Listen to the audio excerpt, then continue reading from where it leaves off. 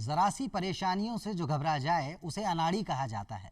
जरा सी परेशानियों से जो घबरा जाए उसे अनाड़ी कहा जाता है और उन्हीं परेशानियों को जो परास्त करे उसे खिलाड़ी कहा जाता है। जी हाँ, सुस्वागतम, अभिनंदनम आपका आपके पसंदीदा कार्यक्रम खेल पत्रिका में। और खिलाड़ियों की बात आज होगी, खेल की बात होगी और बात होगी खेलो इंडिया मूवमेंट की। जी हाँ, मूवमेंट में इसलिए कह रहा हूँ, अपने आप में एक आंदोलन की तरह है। जैसा कि हमने देखा रियो ओलंपिक से लेकर टोक्यो ओलंपिक तक जो हमें बहुत बड़ा एक बदलाव नज़र आया, वो हम सबको दिखाई पड़ता है, जान पड़ता है। और आज खेलो इंडिया के विश्लेषण पर खास बातचीत करने के लिए हमारे साथ एक खास मेहमान हैं जो कि पूर्व एथलीट और वर्तमान में खेल निदेशक हैं। जी हाँ, स्वागत कीजिए डॉक्टर रीना पूनिया जी का। रीना जी, स्टूडियो में आपका बहुत बहुत स्वागत है। धन्यवाद सर। रीना जी, खेल की अगर बात की जाती है, आप खुद एथलीट रही हैं और वर्तमान में खेल निदेशक के रूप में कार्यरत हैं और साथ ही साथ खेलो इंडिया यूनिवर्सिटी गेम्स में GTCC की मेंबर भी आप हैं। तो मैं आपसे यही जानना चाहूँगा, खेलो इंडिया की आवश्यकता ही क्यों पड़ी? सबसे पहले इसी बात से हम बात की शुरुआत करेंगे। धन्यवाद सर, मुझे इस कार्यक्रम में इनवाइट करने के लिए।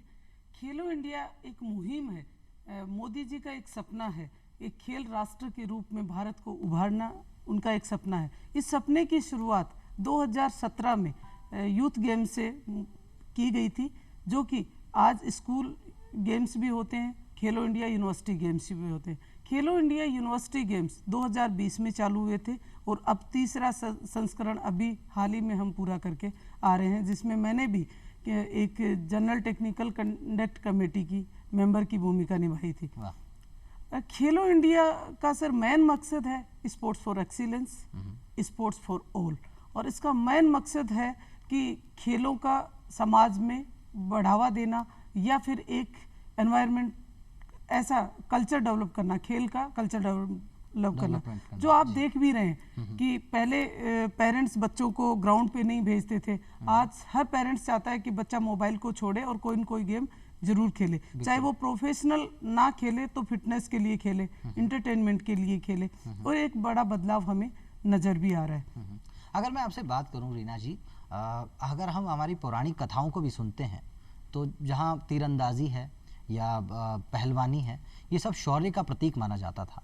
या यूं कहें कि वो खेल जिनसे किसी तरह से अगर कोई पदक नहीं भी मिलता तो कम से कम आपको फिटनेस तो अचीव आप कर ही लेते हैं अपने आप।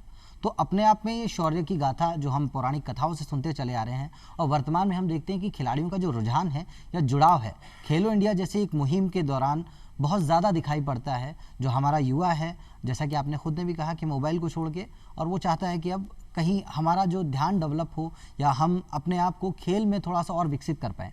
मैं आपसे ये जानना चाहूँगा, खेलो इंडिया की जो आवश्यकता है या यूनिवर्सिटी गेम्स की अगर मैं बात करता हूँ, इसके साथ साथ मैं आपसे ये जानना चाहूँगा, एक GTCC मेंबर होने के नाते आप बड़ी बारीकी से इन सभी खेलों का अवलोकन आप करती आई हैं।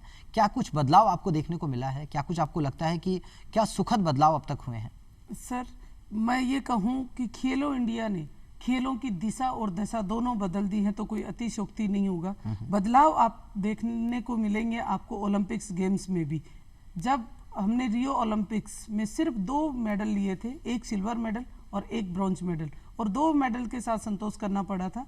जब रियो ओलंपिक्स की बात करें, पूरा विश्व कोरोना महामारी से गुजरा था और भारत को 7 मेडल मिले थे, एक गोल्ड मेडल, 2 सिल्वर और 4 ब्रॉन्ज मेडल के साथ भारत लौटा था।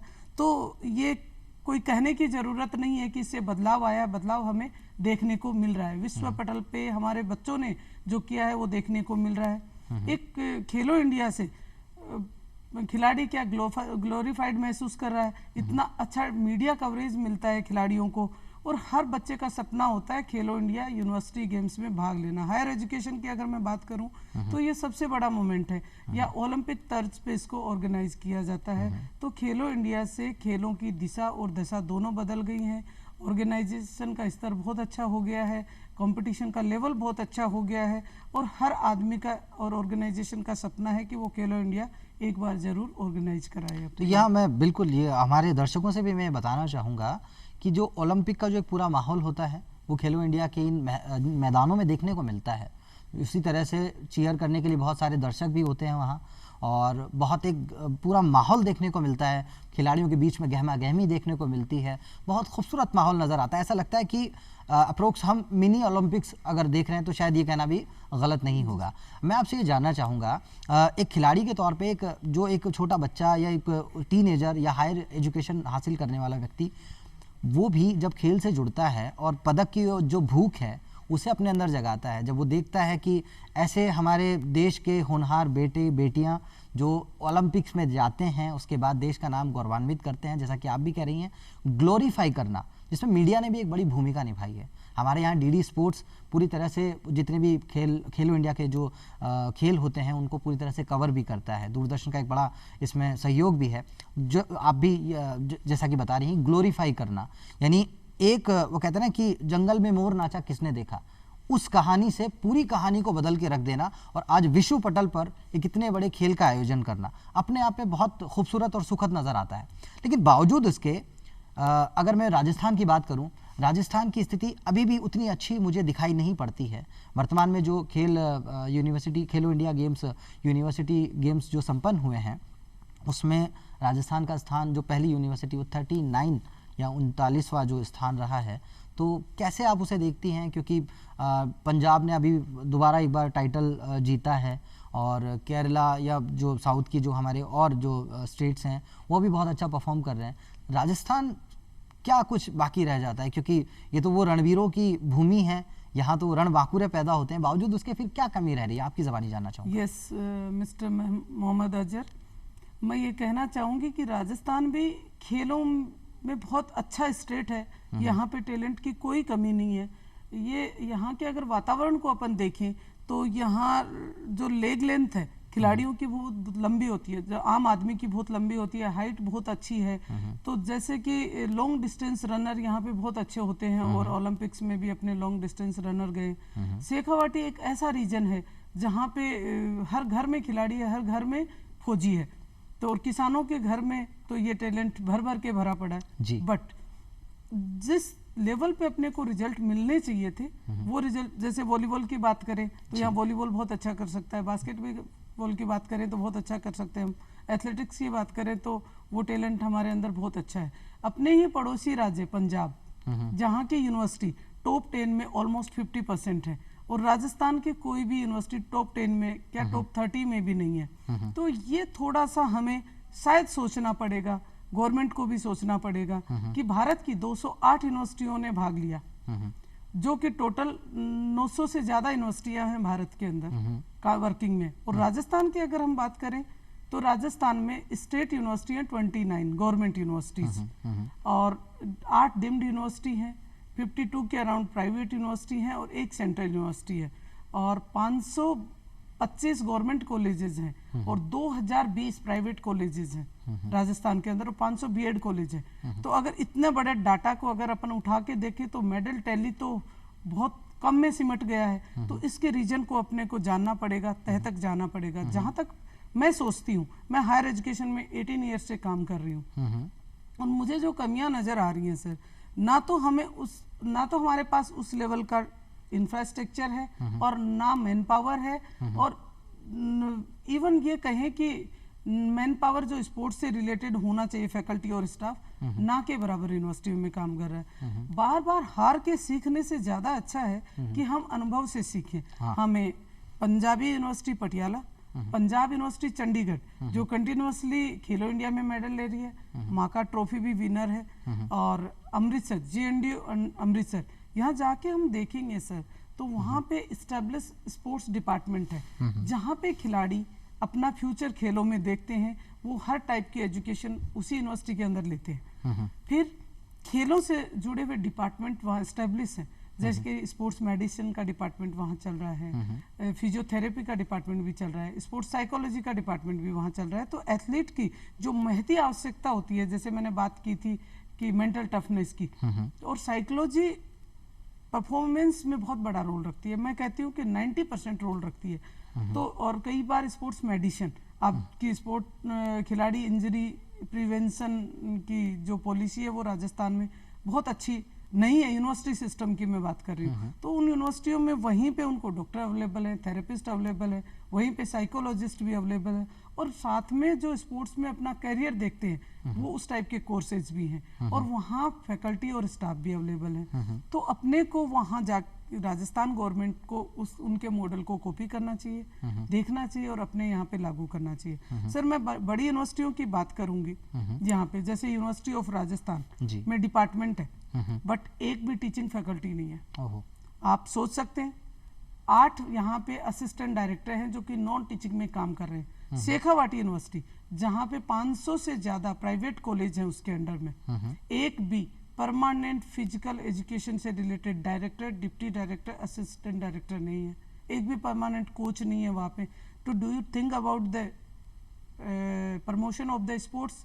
सो मैं गवर्नमेंट का भी ध्यान आकर्षित करना चाहूँगी कि इन यूनिवर्सिटियों में जो प्रॉपर एडमिनिस्ट्रेटिव स्टाफ है उसको लगाया जाए, सीनियर स्टाफ को लगाया जाए, ताकि ये प्रतिभा को हून किया जाए, प्रतिभा को निखारा जाए खिलाड़ियों की। खिलाड़ियों में टैलेंट की कमी नहीं है, पर उस टैलेंट को उभर कर सामने लाने की ज़रूरत है। जो आकाओं की ज़रूरत है, उन गुरुओं की ज़रूरत है, वो शायद मेरी नज़र में हम फुलफिल नहीं कर रहे। कुछ यूनिवर्सिटियों के अगर मैं बताऊं राजस्थान की स्थिति, तो सर पूरे राजस्थान में गवर्नमेंट यूनिवर्सिटियों में 1 या 2 यूनिवर्सिटियों को छोड़ के कहीं डायरेक्टर पोस्ट फिल नहीं है। डायरेक्टर पूरे खाली पड़े हैं, कई अगर काम कर रहे हैं तो ओनली असिस्टेंट डायरेक्टर्स। तो आप कैसे उम्मीद कर सकते हैं टॉप लेवल की या टॉप यूनिवर्सिटियों के बराबरी में खड़े होने की कैसे उम्मीद कर सकते हैं? देखिए जैसे कि टोक्यो ओलंपिक्स में सर यूनिवर्सिटी का बहुत बड़ा कंटिजेंट गया था, अप्रोक्सीमेट 40 स्टूडेंट्स यूनिवर्सिटी सेक्टर से थे। वहां भी हमारी जो प्रेजेंस थी राजस्थान की यूनिवर्सिटियों की 0 थी। तो आप सोच सकते हैं राजस्थान में हायर एजुकेशन में स्पोर्ट्स का क्या हाल है।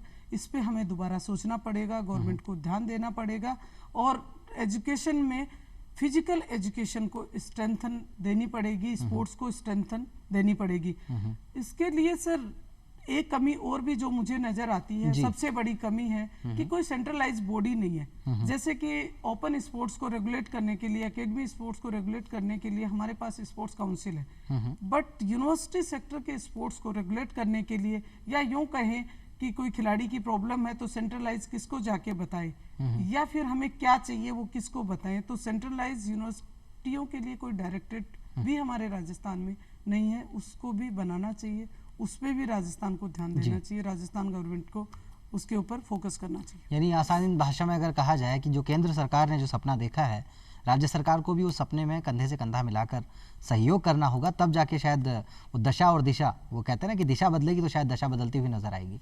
यहाँ मैं आपसे एक बात और जानना चाहूँगा, अक्सर ये कहा जाता है, और ये किसी भी अगर आप बात करें किसी विधा के लिए कहा जा सकता है, दबाव में या तो व्यक्ति बिखर जाता है या फिर निखर जाता है। तो अगर चैंपियंस की बात करूं तो वो निखर के बाहर आते हैं, और अगर जैसा कि आप भी कहती हैं और सभी जो स्पोर्ट्स पर्सन है वो कहते हैं कि या तो खेल में इंसान जीतता है या फिर सीखता है, तो इस जीतने और सीखने की कहानी के बीच में कहीं तो वो पदक की जो भूख है वो कहीं ना कहीं लाजमी सी तौर पे नज़र आती है। हम चाहते हैं कि वो जो पदक तालिका है उसमें कहीं हमारे हिंदुस्तान का नाम और ऊपर हो। अब एथलेटिक्स की अगर बात की जाए, शूटिंग की बात की जाए, तो राजस्थान ने एक बहुत अच्छा तरीके से अपने आप को डेवलप करना शुरू कर दिया है, और उस दिशा में कुछ मेडल्स भी हमने यहाँ जीते भी हैं। कॉमनवेल्थ गेम्स के अंदर भी हम देखते हैं, उसके अलावा खेलो इंडिया यूनिवर्सिटी गेम्स में भी अभी अगर हम आपसे बात करें, कुछ खिलाड़ी राजस्थान के ऐसे भी रहे जिन्होंने अपनी प्रतिभा का परिचय दिया और चैंपियन बने, जैसा कि जूडो में गोल्ड मेडल हमें हासिल हुआ। तो मैं आपसे वही जानना चाहूँगा कि कुछ खिलाड़ी जब यहाँ मौजूद हैं तो क्या हमें जो ग्लोरीफाई करने की बात आती है, क्या हमें ऐसा नहीं करना चाहिए कि जब हम उन्हें कुछ इस तरह से प्रेजेंट करें, इस तरह से उनकी प्रस्तुति करें कि और लोग उन्हें देखकर सीखें, और लोग चाहें कि जीतने पर इस तरह से, वो कहते हैं ना जैसे अभिषेक की तरह बहुत ग्लोरीफाई कर देना, बहुत पूरी तरीके से सर आंखों पर बिठा लेना, ये चीज़ें नज़र आती हैं। अगर एक खिलाड़ी के साथ ऐसा होता है तो क्या आपको लगता है कि चीज़ें और बदलती हुई नजर आएंगी? क्या कहना चाहेंगे इस बारे में? सर, आपने सही कहा कि हमें कहीं न कहीं खेलने की बजाय मेडल की भी भूख रहती है। सर, ये किसी कवि ने बहुत अच्छा कहा है कि दुनिया कारण नहीं परिणाम निखरती है, बस यही वर्ती मुझे खलती है। मतलब कारण क्या रहा पीछे रहने का, बट परिणाम देखती है कि हम पीछे रह गए हैं। तो ये तो खेल की भूख या मेडल की भूख होनी भी चाहिए, क्योंकि आज युद्ध करके हम अपनी श्रेष्ठता सिद्ध नहीं करते हैं विश्व पटल पे, खेल के दिखा के हम अपनी श्रेष्ठता का सिद्ध करने का माध्यम है। क्या बात कही खेल आपने, वाह। एक श्रेष्ठता सिद्ध करने का माध्यम है सर। जी। तो एक मेडल की भूख होनी चाहिए। और जो रणबांकुरे कहूंगी मैं उनको, जी। आजकल खिलाड़ियों को मैं रणबांकुरे इसलिए कह रही हूँ कि वो अपने श्रेष्ठता सिद्ध करने के सिरमौर माध्यम है हमारे। तो उनको अगर एक प्रॉपर तरीके से डीलिंग करें हम उनकी, या उनको एक मोटिवेशन दे, दूसरे खिलाड़ी भी उनसे सीखें। जैसे कि मोनिका चौधरी ने जूडो में गोल्ड मेडल हासिल किया, मानिनी कौशिक जो कि अभी वर्ल्ड कप खेल के आई है, तीसरी बार इंटरनेशनल चैंपियनशिप में और वर्ल्ड कप में खेल के आई है, अभी वो वर्ल्ड यूनिवर्सिटी गेम्स में भी जाएंगी। और हमारे प्रदीप कुमार हैं जो कि 10,000 मीटर में गोल्ड मेडल लेके आए खेलो इंडिया यूनिवर्सिटी गेम्स में। और नैतिक जांगिड जिन्होंने वेट लिफ्टिंग में सिल्वर मेडल हासिल किया है। तो सर ऐसे नहीं है, खेलो इंडिया यूनिवर्सिटी गेम्स में भी राजस्थान के भी बहुत से खिलाड़ियों ने अच्छा प्रदर्शन किया है। सरकार को जैसे कि ओपन में मेडल जीत के आते हैं, तो यूनिवर्सिटी गेम्स में भी जो मेडल लेके आते हैं उन लोगों को, उन बच्चों को उसी तरीके से मोटिवेट करना चाहिए, फाइनेंशियली सपोर्ट करना चाहिए। और फाइनेंशियल सपोर्ट मेडल आने के बाद जो मेडल मिलता है, फाइनेंशियल सपोर्ट, उससे अच्छा, उससे बेटर मैं ये कहूँगी कि वहाँ पे इंफ्रास्ट्रक्चर डेवलप करना चाहिए यूनिवर्सिटीज़ में। और उनको जो रिक्वायरमेंट है ट्रेनिंग की, कोचेज की, गुरुओं की, वो अवेलेबल करवानी चाहिए, ताकि उस मेडल तक हम पहुंच पाए प्रॉपर तरीके से। वो प्रोत्साहन देना बड़ा प्रोत्साहन जरूरी देना है। चाहिए। हालांकि राजस्थान गवर्नमेंट भी इस दिशा में अच्छा काम कर रही है। जैसे स्पोर्ट्स काउंसिल ने अपने ग्रामीण खेलों का आयोजन करवाया था, और मैंने पहले भी आपको बताया है कि यूनिवर्सिटी सिस्टम को या हायर एजुकेशन गेम्स को डील करने वाली ऐसी बॉडी सेंट्रल लेवल पे है नहीं, तो उसको बना के हायर एजुकेशन की तरफ से भी गवर्नमेंट को बहुत अच्छा ध्यान देना चाहिए। क्योंकि सर ज्यादातर मेडल लाने वाले बच्चे, आपको पूरा यूथ कहाँ मिलेगा? यूनिवर्सिटी में। और जो यूथ जहाँ है उसी को हम नेग्लेक्ट कर रहे हैं, उसी जगह पे अपन फोकस नहीं कर रहे हैं। तो अगर मेडल की भूख को पूरा करना है तो हमें यूनिवर्सिटी सिस्टम को स्ट्रेंथन करना पड़ेगा, उस पर वॉच करना पड़ेगा, मॉनिटरिंग करनी पड़ेगी। मॉनिटरिंग करने के लिए एक सिस्टम डेवलप करना पड़ेगा, और जहाँ से हमें मेडल मिल सकते हैं वहाँ हमें ट्राई करनी पड़ेगी। यानी अगर मैं मेडल टैली में बहुत आगे जा सकते हैं। अगर ये कहा जाए कि अपनी असल प्रतिभा से अब मिलेगा इंडिया, खेलेगा इंडिया, तभी खेलेगा इंडिया।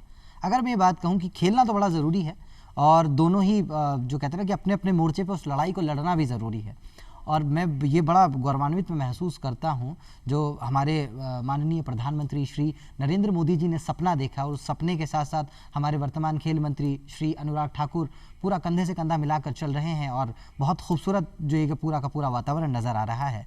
मैं आपसे यही जानना चाहूँगा कि इस वातावरण को और लोगों तक कैसे जागृत किया जाए, लोगों को और कैसे अवेयर किया जाए, लोगों को कैसे खेल के प्रति जागरूक किया जाए, क्या कहना चाहेंगे? जी जी, आपने बहुत अच्छा कहा, गौरव की बात आपने बोली। तो गर्व से गौरव तक खेलो इंडिया यूनिवर्सिटी गेम की मेन थीम थी गर्व से गौरव तक। वाह, गर्व से गौरव तक, गौरव तक। तो गौरव तक जब हम मेडल लेके आएंगे तो वो बड़ी गौरव की बात है। कहीं न कहीं मतलब शुरुआत फिटनेस से होके हमें गौरव मेडल लाने तक ही ये एक खेलो इंडिया मुहिम का मेन मकसद ही है। जैसे कि प्राइम मिनिस्टर मोदी जी ने 29 अगस्त 2017 में एक मुहिम चालू की थी, फिट इंडिया मुहिम। फिट होगा इंडिया तो हिट होगा इंडिया, फिट होगा इंडिया तो बढ़ेगा इंडिया जी। तो फिट इंडिया मुहिम के माध्यम से हर यूनिवर्सिटी में, जैसे कि नई एजुकेशन पॉलिसी आई है, शायद आपने देखा भी होगा, उन्होंने हर यूनिवर्सिटी में एक वैल्यू एडेड कोर्स के रूप में आपको एक कोर्स चलाना पड़ेगा फिटनेस से रिलेटेड। और फिटनेस जो स्पोर्ट्स और फिटनेस से रिलेटेड कोर्सेज को इतना वेटेज दिया है, तो हर खिलाड़ी अपना इसमें एक करियर भी देखेगा, प्लस फिटनेस की ओर भी बढ़ेगा। अच्छा, और मैं यहाँ एक बात और जहन में आती है, ओलंपिक खेल्स की अगर बात की जाए, ओलंपिक खेलों की बात की जाए, तो इस बीच में एक खेल आर्चरी, जिसमें राजस्थान बहुत अच्छा परफॉर्म कर रहा है। बहुत सारे जो खिलाड़ी हैं वो अपने आप को बड़ा पारंगत पाते हैं, और ऐसा नज़र आता है कि वो कहते हैं ना कि पूत के पग पालने में फ़िलहाल नज़र आना शुरू हो गए हैं, और वो पदक के लिए पूरी तरह से तैयार भी हैं, लेकिन फिर भी कुछ कमियां, कुछ खलिश रह जाती है। कैसे वो कमियां दूर की जाए, और सभी स्पोर्ट्स के साथ भी आप बता सकती हैं। और विशेष तौर से अगर आर्चरी की बात की जाए तो वो खास तौर से दिखाई पड़ता है, क्या कहना चाहेंगे इस बारे में? आर्चरी राजस्थान का एक पॉपुलर स्पोर्ट्स रहा है, और शुरू से ही लिम्बा राम जी से ही अगर उसकी कहानी को अपन शुरू करें तो रजत तक रजत चौहान ने भी विश्व पटल पे बहुत गौरवान्वित महसूस करवाया है अपने को। आर्चरी का जब नाम जहाँ आता है तो पूरे भारत में या विश्व में लिम्बा राम जी का नाम जरूर लिया जाता है, आदर के साथ लिया जाता है, बिल्कुल। और आर्चरी में बहुत अच्छी सुविधाएं हैं, पर सर अपने को top level international standard coach हमें प्रोवाइड करवाने पड़ेंगे। जहाँ तक मुझे एक कमी महसूस होती है वो कोचिंग लेवल में सबसे बड़ी, इंफ्रास्ट्रक्चर से भी ज़्यादा आर्चरी में कोचिंग की जो रिक्वायरमेंट की, और एक आर्चरी का इक्विपमेंट बहुत महंगा आता है जी। सो एक फाइनेंशियली हर बच्चे के लिए बहुत मुश्किल होता है, तो गवर्नमेंट को इस बात पे भी पूरा ध्यान देना चाहिए। हालांकि स्पोर्ट्स काउंसिल प्रोवाइड करवाती है धनुष वगैरह भी, और मेडलिस्ट को प्रोवाइड कराती है, पर बिगनर लेवल पे भी इन चीज़ों को होना चाहिए।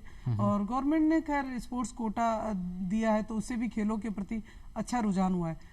अब आप बात कर रहे हैं अदर गेम्स को भी कैसे बढ़ाएं। सर राजस्थान एक ऐसा स्टेट है जहाँ पे चारों वेदर का खिलाड़ी को सामना करना पड़ता है, सर्दी, गर्मी, वर्षा और बसंत, और वो हर मौसम में खिलाड़ी की परफॉर्मेंस को प्रभावित करता है, क्योंकि हर दिन वो प्रैक्टिस नहीं कर सकता। जैसे गर्मी का टाइम है तो वो नहीं आ सकता है रोज ग्राउंड पे, गर्मी में उनको कहीं न कहीं सेक्रीफाइस करना पड़ता है। तो हमें चाहिए कि ऑल वेदर स्टेडियम डेवलप करने चाहिए जहाँ पे सब टाइप की प्रैक्टिस इंडोर कर सके और उनकी परफॉर्मेंस है वो निखर के आ सके और उनकी प्रैक्टिस को डिस्टर्ब नहीं किया जाए। यहाँ कोई मिसाल आप देंगी, यहाँ जो इंडोर स्टेडियम्स की आप बात कर रही हैं, तो क्या कोई मिसाल ऐसी जो हमें देखने को मिलती है विश्व पटल पर?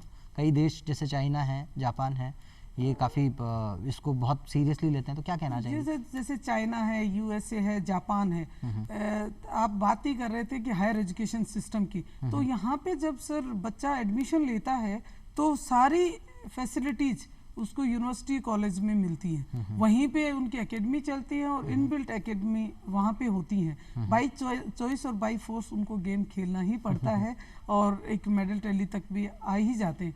अगर आप मेडल टैली की बात करें ना सर, तो ऑल ओवर विकसित देशों की मेडल टैली की, या पूरे बात करें हम ओलंपिक्स मेडल टैली में, तो रियो ओलंपिक्स में 38% मेडल जीते गए थे यूनिवर्सिटी सिस्टम स्टूडेंट्स से, और टॉप कंट्रीज के तो अराउंड 70 उनका रेशियो था, 70% मेडल यूनिवर्सिटी सिस्टम के बच्चों से जीते गए थे। तो वहाँ के क्या है, इंफ्रास्ट्रक्चर है और जो वहाँ की फैसिलिटीज हैं, कोचेज हैं, वो यूनिवर्सिटी के अंदर उनको ये सुविधाएं मुहैया करवाई जाती हैं और इनबिल्ट एकेडमी वहाँ पे चलती हैं। इवन सर राजस्थान गवर्नमेंट को भी या भारत सरकार को भी ये करना चाहिए कि अगर कोई यूनिवर्सिटी कॉलेज चालू हो रही है तो वहाँ पे मिनिमम जो रिक्वायरमेंट है स्पोर्ट्स की उसको सबसे पहले फुलफिल करना चाहिए, ताकि खिलाड़ी अपनी उन सभी जो ज़रूरतों से मीट आउट हो सके जहाँ पढ़ता है वही। क्योंकि सर खेलों में ऐसा नहीं है कि सबका ब्राइट फ्यूचर है, सब ओलंपियन बन जाते हैं, तो एक अंधकार पूर्ण भविष्य से छुटकारा पाने के लिए साथ में एकेडमिक्स भी बहुत जरूरी है। यहाँ एक बात और जो जहन में आती है, शारीरिक दक्षता की तो बात होती है और मानसिक दृढ़ता की भी बात होती है, लेकिन इस बीच एक जो टर्म सुनाई पड़ती है, जो एक विधा सुनाई, काउंसलिंग, जो रेगुलर बेसिस पे काउंसलिंग दी जाती है। कई बार खिलाड़ी अपना ध्यान जो फोकस है उससे विचलित हो जाता है, कई बार जिस राह पे वो चल रहा है। तो क्या कहना चाहेंगी, ये काउंसलिंग भी होनी चाहिए और कैसे होनी चाहिए?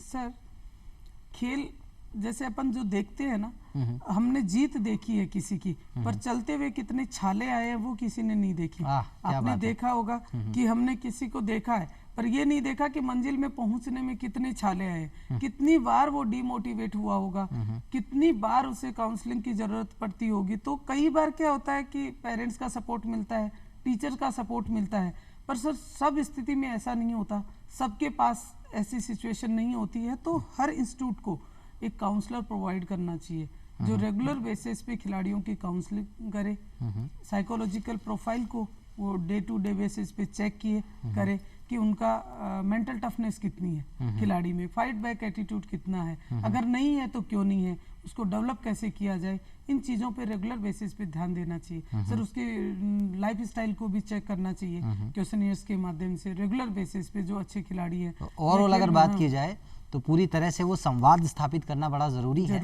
और दो तरफा ये संवाद होना चाहिए। वो कहा भी जाता है ना, जहाँ संवाद नहीं होते वहाँ विवाद होते हैं। तो विवादों से बचने के लिए हमें संवाद स्थापित करने होंगे और उसके परिणाम हमें बेहद सुखद नजर आएंगे। मैम, समय की सीमितता है और आज आप इस मंच पे आई, आपका बहुत बहुत धन्यवाद। और खुसूसी तौर से, ख़ास तौर से ये कहना चाहूँगा, जिस तरह से महिलाएं भी आज, जो बेटियां देश की जो काम कर रही हैं, पूरे तरह से खेल को लेकर पूरी डिग्निटी के साथ, पूरी गरिमा के साथ आगे बढ़ रही हैं, उनके लिए भी एक विशेष मैं ये कहना चाहूँगा कि आप जैसे जब चेहरों को हम देखते हैं, वाकई में बड़ी मोटिवेशन मिलती है, प्रेरणा मिलती है। बहुत बहुत धन्यवाद आपका। तो ये थी हमारे साथ खेल निदेशक और पूर्व एथलीट डॉक्टर रीना पूनिया जी, जिनके साथ बड़ी खूबसूरत बातचीत आज हमारी रही है। दर्शकों, अगले अंक में फिर होगी आपसे मुलाकात। और एक बात हमेशा आप याद रखिएगा, अब असल प्रतिभा से मिलेगा इंडिया, खेलेगा इंडिया तभी खिलेगा इंडिया। धन्यवाद।